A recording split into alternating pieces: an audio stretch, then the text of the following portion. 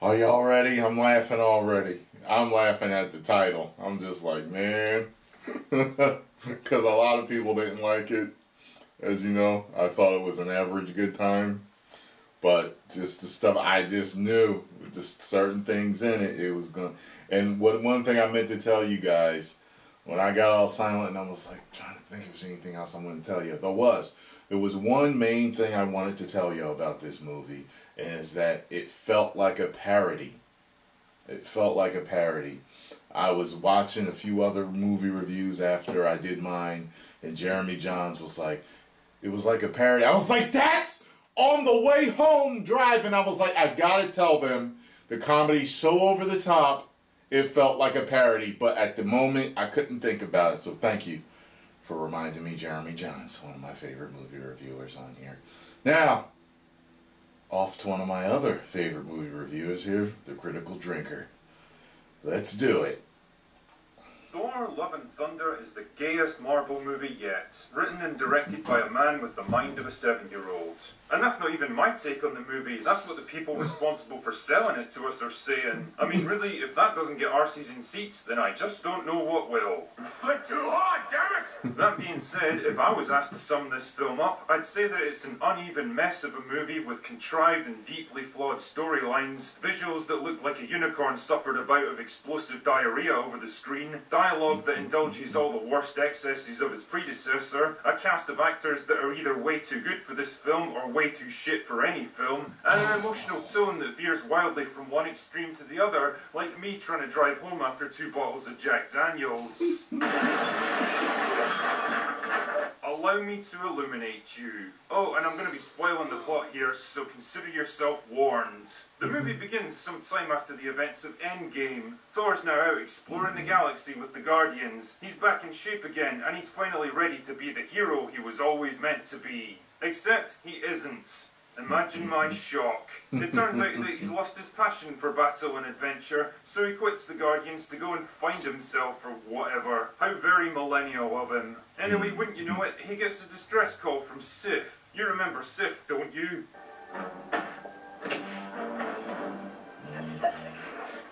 It turns out that she got her arse handed to her by Gore the God Killer, who's sworn to destroy all the gods in the universe, and his next target is New Asgard on Earth.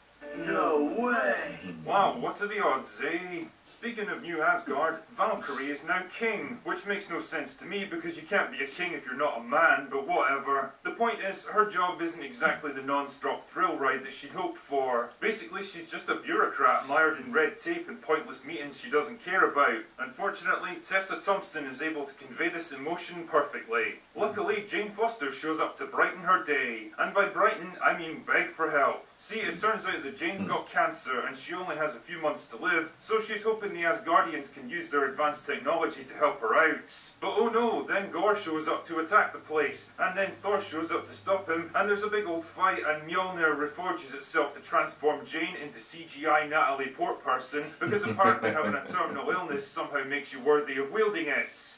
Yes, I can definitely smell shite.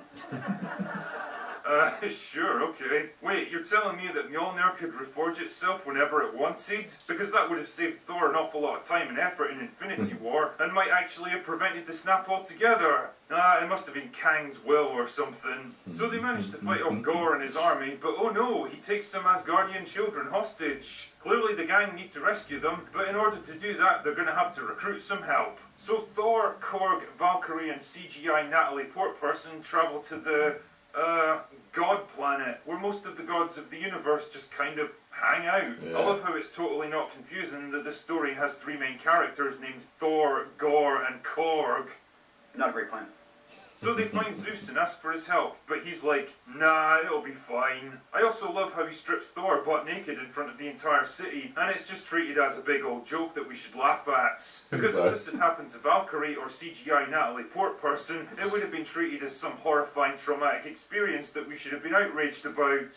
Equality is a funny thing, isn't it? Anyway, since the other gods apparently don't give a shit about self-preservation, Thor and the others head to the Shadow Realm to fight Gore by themselves. But it turns Turns out it was just a big old trap, you see. What Gore really wanted was to get his hands on Stormbreaker so that he could use the Bifrost to open a portal to the centre of the universe where a giant MacGuffin thing will grant one wish for the first person to get there. Well, that's a convenient setup. Anyway, Gore the God Killer wants to, kill all the gods in the universe, because apparently one of them let his daughter get killed.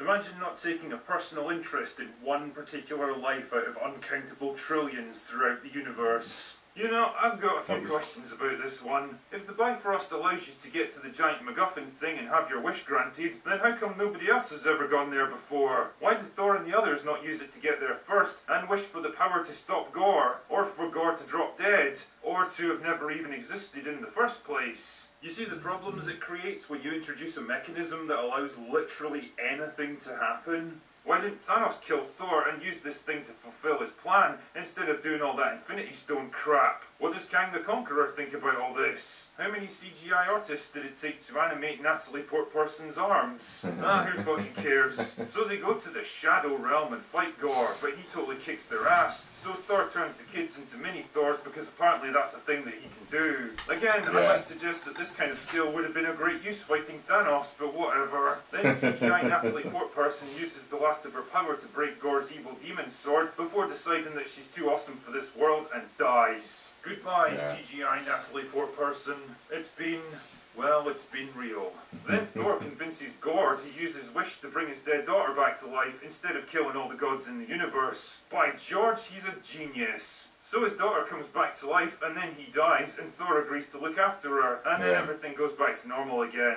And that's it, that's the plot for Love and Thunder. Yeah. You know, one of my big takeaways from this film was that it really exposes Taika Waititi as a one-trick pony when it comes to setting the emotional tone. His trademark style of showing dark and serious events through a light-hearted comedic lens was undeniably effective in Jojo Rabbit, because that film was viewed from the perspective of a small child who couldn't rationalise things any other way. It worked again to a lesser extent in Ragnarok, mostly because after the stodgy, self-important seriousness of Dark World, it was refreshing to see Thor in what was basically a goofy buddy comedy. But the thing is, that's the kind of card you can only really play once. Love and Thunder isn't a story told from a child's point of view, and making it all into a joke isn't new or fun anymore. What it is tired and played out, like an aging rock star half-heartedly performing his greatest hits because it's what's expected of him. Even the jokes and dialogue aren't particularly good this time around, feeling forced and laboured rather than breezy and effortless. And Jesus Christ, at least Ragnarok gave its scenes a little breathing room. When Odin died, it felt impactful because the movie was smart enough to hold off on the jokes for a while and let the emotions sink in.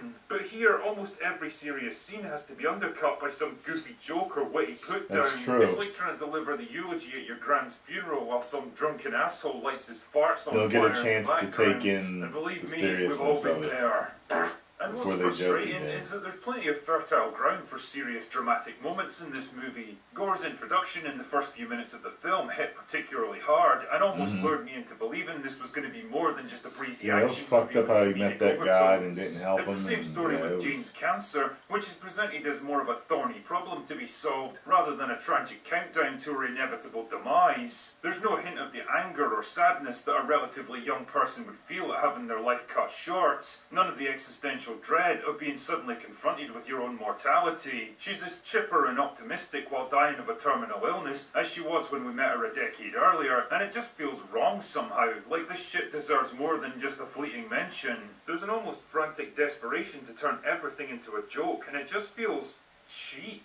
It's the same with the visuals, which take everything from Ragnarok and dial it up to 11. Visually, Love and Thunder is a film that I can best describe as an assault upon the senses, and not in a good way. It's so overdone and oversaturated that it was actually starting to give me a headache at times. And if you need an example of this, just take a look at Thor's outfit. It's like it was coloured in by a small child that's just discovered crayons for the first time. Bright. Much like the emotional tone, the performances are all over the place. Didn't have On to the be plus muted, side, but it Chris was just Hemsworth delivers his usual bright. easygoing charm and likability as Thor. He's been doing this shit forever, no matter what kind of ridiculous nonsense the scripts throw at him, and he wears the character like a comfortable old glove at this point. And if there's some kind of award in the movie industry for being a good sport, then Hemsworth absolutely deserves it. He's basically portrayed as a bumbling buffoon for most of the film, constantly fucking things up, trying and failing to have big grandiose heroic moments, and generally acting like a total parody of everything he once was. I know you like your comedy, Taika, but honestly, do you have to mock every single facet of this character. Christian Bale is probably the highlight of the movie for me, bringing a serious, focused intensity and an element of tragedy to gore that feels like it belongs in a whole other movie. He commands the screen whenever he's around, he's got an understandable goal that he's working towards, and the finale even offers an element of redemption for him.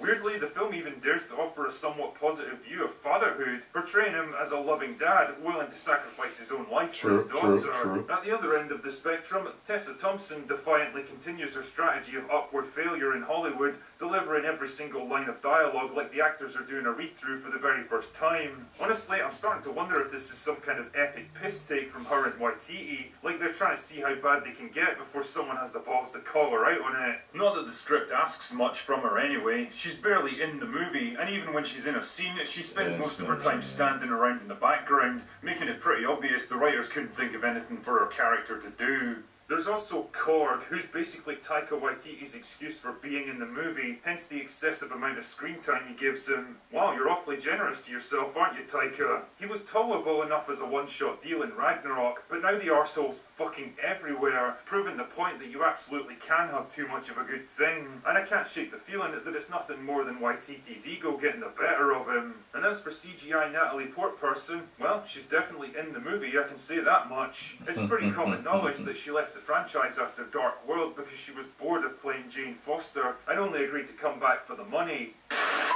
The chance to do something different with the character. The movie plays just about every trick in the book to get you to like her, portray her as Thor's equal in every way, even though he's been fighting and training for thousands of years and Hemsworth is literally twice her size. She looks kind of awkward and uncomfortable in her bulky armour, she can't fight in any meaningful way, and overall, watching her try to play a goddess of thunder is about as believable as watching Brie Larson trying to act like a realistic human being. On the plus side, they at least had the balls to kill her off, which genuinely surprised me considering how much emphasis they put on her in the trailers. Although in retrospect, trying to launch her as a replacement for Thor when Portman herself is 3 years older than Hemsworth wouldn't make a whole lot of sense. No long-term franchise potential there, Disney. Her role is more of a passing the torch kind of situation, rounding out her character arc and letting her go out on a high note rather than just vanishing from the narrative like before. Interestingly enough, neither of these strong female characters are used to humiliate Thor like in Ragnarok. There's no particular girl boss moments where they totally outshine him, berate him, or make him look generally useless and incompetent. He can do all that by himself, thank you very much. Seriously though, both characters kind of get their arses kicked by gore, leaving Thor to more or less save the day single-handed.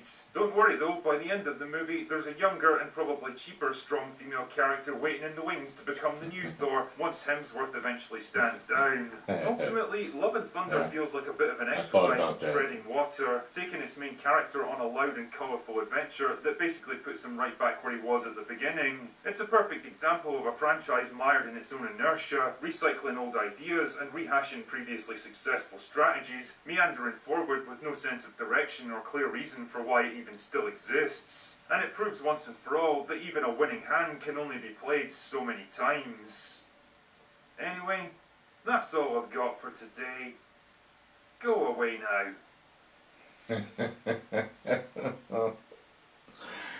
Listen, and like at one part in the middle of the movie, I was like, Drinker is gonna hate this. And I knew, look, listen, and I know my crowd too, man. I knew a lot of you guys weren't gonna like it, and because some of the parts